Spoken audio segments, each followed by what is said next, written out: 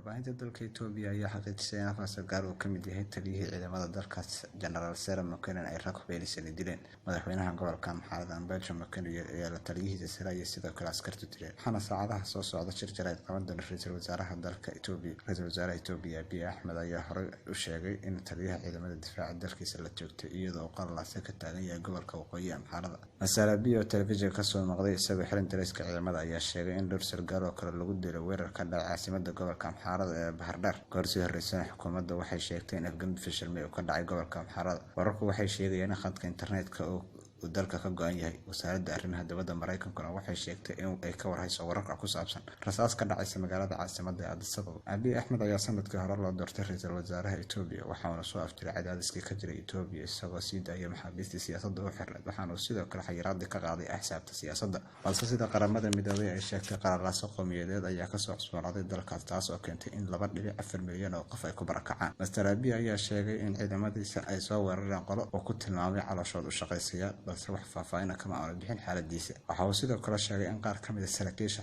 Amharada la laayay xilli ay shir ku jira waxaana sheegay in saaxiibadood ay laayeen. Afhayeenka Master Abiy Gasu Tirahun ayaa goorsii horreysay sheegay in qolyihii afgembiga soo abaabulay ay doonayeen inay xilka ka tuuraan Ambacho Mokenen oo ah madaxweynaha gobolka Amharada. Waxaana intaas ku daray inay socdaan dadaalo lagu soo qabqabanayo. War qoraal oo ka soo baxay xisbiga xukuumadda gobolka Amharada ayaa qalalaasaha dhacay ku eedeeyay taliyihii hore ee ammaanka oo Master Abiy xukunka markuu qabtay uu jeelka ka sii daayay. Goobjooga ku sugan Bahardar ayaa wakaaladda wararka ee Reuters u sheegay in israsaasayntu ay ugu yaraan socotay 4 saac. Markii hore waxaanu maleynayay xaalad iska caadi balse markii dambe waxaan maqlay dhawaqa hub culus ayuu yiri goobjoogahaas.